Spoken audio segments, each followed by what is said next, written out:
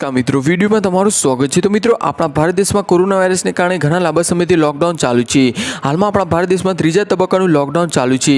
आ पहला बीजा 2 लॉकडाउन पूरा थई गया है અને ત્રીજા તબક્કાનું લॉकडाउन चालू है। તે પણ હવે 17 મે સુધી ચાલવાનું છે। તો મિત્રો 17 મે પછી સરકાર શું નિર્ણય લેશે તે જોવાનું રહેશે। તો મિત્રો તમને શું લાગે છે કોમેન્ટ કરીને જણાવવાનું ના ભૂલતા। તો મિત્રો જ્યારથી દેશમાં લॉकडाउन કરવામાં આવ્યું છે ત્યારથી આપણા દેશમાં બીડી, માવા, તમાકુ, ગુટખા જેવી વ્યસનની તમામ વસ્તુઓનું વેચાણ કે સેવન પર પ્રતિબંધ મૂકવામાં આવ્યો છે। આથી હાલમાં વ્યસનોની હાલત एकदम खराब थई गई है।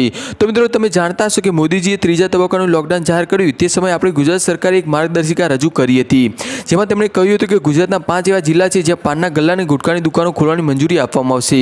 તો મિત્રો જ્યારથી દેશમાં લॉकडाउन થઈ છે ત્યારથી વ્યસનોની હાલત દિન પ્રતિદિન ગંભીર થતી જાય છે। આપણા ગુજરાતમાં રોજે રોજ નવી નવી ઘટનાઓ સામે આવે છે।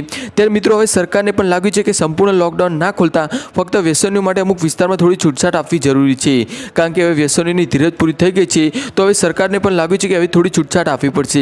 સરકારે ગુજરાતના 5 એવા જિલ્લા છે જે ગ્રીન ઝોનમાં છે તેમાં પાનના ગલ્લા અને ગુટખાની દુકાનો ખોલવાની મંજૂરી આપી છે। તો મિત્રો વ્યસનીઓ માટે આ થોડાક સારા સમાચાર કહી શકાય છે। તો મિત્રો ગુજરાતના 5 એવા જિલ્લા છે જ્યાં થોડી વાત કરીએ તો પોરબંદર, જૂનાગઢ, દ્વારકા, અમરેલી અને મોરબી, આ 5 જિલ્લામાં સરકારે પાન, માવા, ગુટખા, તમાકુ, બીડીની, દારૂ જેવી વ્યસનની વસ્તુ માટે થોડી છૂટછાટ આપશે તેવી જાહેરાત કરવામાં આવી છે। તો મિત્રો આ 5 જિલ્લા ગ્રીન ઝોનમાં આવતા હોવાથી સરકારે મહત્વનો નિર્ણય લીધો છે, પરંતુ ગુજરાતના અમુક વિસ્તારો એવા છે જ્યાં હાલ કોરોના વાયરસનો કહેર ચાલુ છે। આથી આ વિસ્તારોને આ જિલ્લા રેડ ઝોન જાહેર કરવામાં આવે છે અને આ વિસ્તારમાં જીવન જરૂરી ચીજ વસ્તુ છે અને બીજી બધી સેવાઓ હાલ બંધ કરવામાં આવી છે। આથી હાલ રેડ ઝોનમાં કોઈ પણ જાતની છૂટછાટ આપવામાં આવશે નહીં। તો મિત્રો હવે ગુજરાતના 5 એવા જિલ્લા જે ગ્રીન ઝોનમાં આવે છે તો હવે તે વિસ્તારના વ્યસનીઓ માટે સારા સમાચાર કહી શકાય છે।